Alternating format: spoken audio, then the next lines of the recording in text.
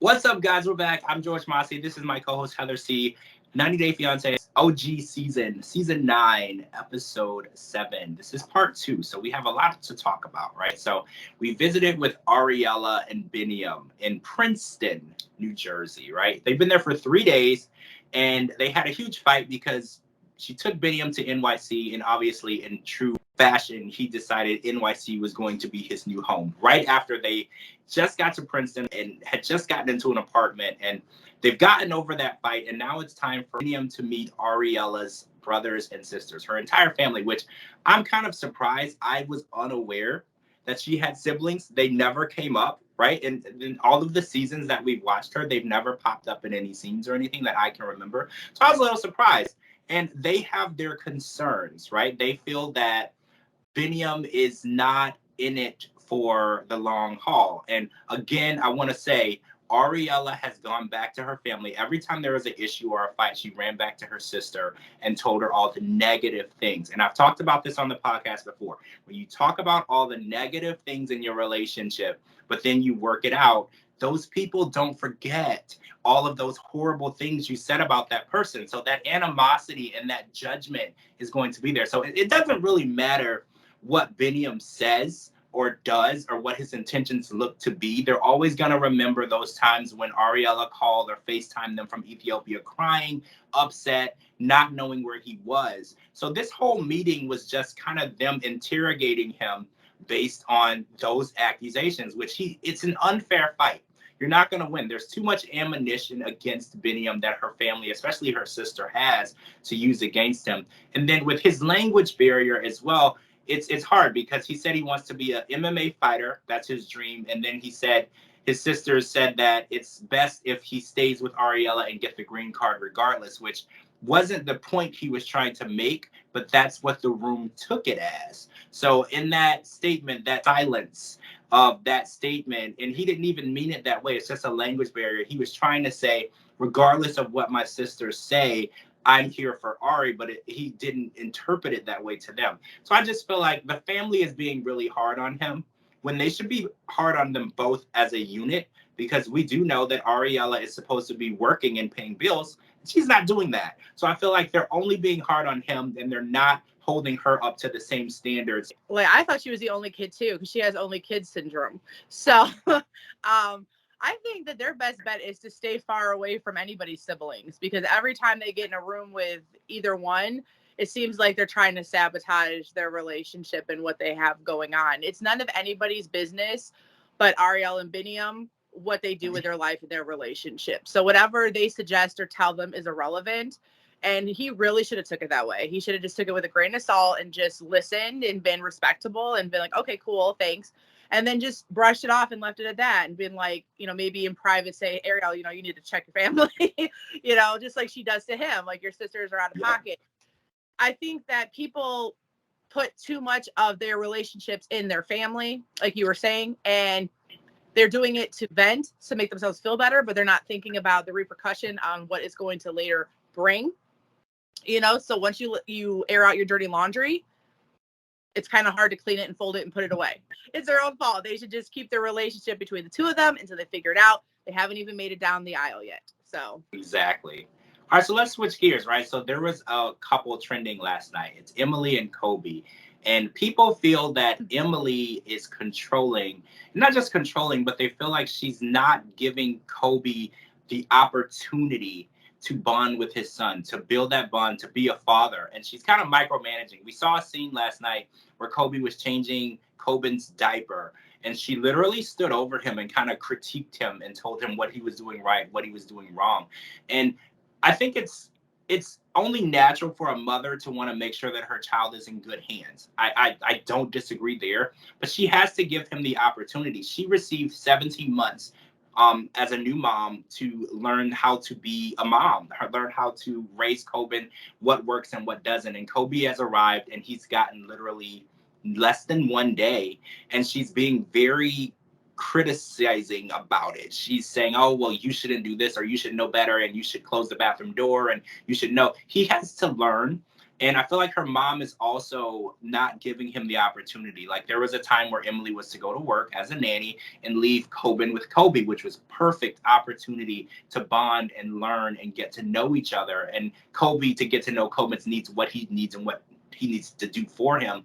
And Emily's mom refused to leave. She said, well, I don't feel comfortable leaving him alone with him. And I don't think he's ready. And he doesn't really know what this child needs. But does any mother really know what a child needs until they bring that child home and figure it out? Okay, so I probably will get a lot of hate for this, but I don't blame her for feeling the way that she does. Not the fact that he's the father and like you said, they need to figure each other out and they need to bond, but like, hear me out. This is what I'm saying. So, okay, she has been the only parent physically there this child's life. So yeah, she had to like figure it out and she has her own routine and whatever. And she probably, like she said, she already likes to have her things her way because she's used to just beating to her own drum. So I think that it's not a bad thing that she wants to make sure they're on the same page. Because when she came home from work, he was about to feed the baby peanuts. Yeah. So I'm not gonna say, I don't forget about the little things, but And they weren't crushed up either. I mean, first of all, you're right. Tree nuts to a baby is a no-no, but they were also not crushed up. So I think that you don't always want your child to be a guinea pig or a test dummy or anything like that. So this is what I do think, though. I think while she is present in the household, she should let him have him more.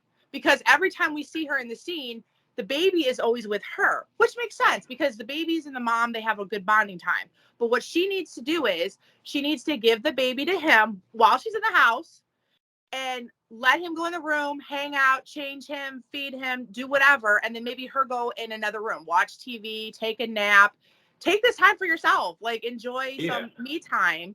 And that way you're still there. So if something goes wrong or if you think he's doing something, crazy, at least you're there to stop it. But then he can create his own bond, his own routine, and the baby can get used to it. Your baby's never gonna get used to another person when you're in the room. Because the baby's gonna be like, that's my food, that's my mom. So their attention is always gonna be on you. The only way that the baby is gonna have a chance to figure out who's who is when the mom leaves the room or the area. Because the baby goes to the grandma and the grandpa, but the mom leaves him at home with her to babysit. So they got a chance to bond. So if she's not comfortable with like completely leaving him, then okay, he's still new to the household. Then just go in another area or another room and let them have that chance. Let him hold him. They're never going to bond if you don't let them. All right, so I want to end this and talk about Eve and Muhammad, right? Theron was with his father, and Eve decided it was time for Muhammad to meet her squad, which is her girls, her friends. And before they left, there was a scene, which everybody online thinks it was production. They told her to wear it, but she was wearing a see-through dress with a G-string, like thong, and you could see through it. And Muhammad is like, you shouldn't leave the house this way. You can see everything. And she saw it as him being controlling in his culture as a Muslim. See, I kind of see it as just most men would feel that way, even if you are of different cultural background. You really don't, not a lot of men, I would say, would want your fiance to go out to a public restaurant dressed in something that is completely see-through. I mean, it was very, very see-through, and they weren't even in like a high lighting room or whatever. It was see-through, but that wasn't really the issue. The issue came about at the restaurant with her friends, and they were questioning him about literally everything. Nothing was off the table. They were talking about him being a virgin, his past relationships, whether or not he watched pornography. And for someone of Muslim culture, this is not, first of all, women don't speak this way freely like this. It's not really encouraged. And second of all, it's not really conversation that you would have at a dinner table. So this whole night backfired completely because now Muhammad on the way home is super upset and he's offended and he feels as though Eve knew what she was getting into. And Eve is telling us that she didn't. It wasn't as transparent as he's making it out. But was it? Because we do know before Muhammad arrived, she was going through her closet getting rid of things that she knew that he would not approve of her wearing. So I do believe Eve has a good grasp of what is expected of her. But in front of her friends, she was kind of playing it off as though he didn't make it clear. First of all, I like to say to him, welcome to America. Like, we are completely different. We are our own type of people, and we have no filters. I mean, so especially when girls get together, they are out of pocket, and they just say a whole bunch of crazy stuff. So, and sometimes I think that Americans like to mess with foreigners just because they think like it's fun because there's so many cultural differences. So I think that maybe they were just trying to push it as far as they could because it's fun to see people squirm and get all uncomfortable and stuff like that. But as far as her dress is concerned, I don't think that was production. I think that was all her because she had a lot of clothes she was getting rid of in the beginning of the season.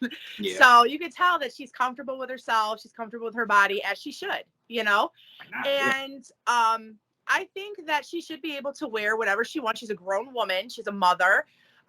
She looks great, and she should be able to wear a bathing suit. You know what I mean? That shouldn't even be a factor. They live in a hot place. It's not like she's wearing a G-string and, she's going out like with hooker heels on and whatever. I mean, she still was nicely dressed.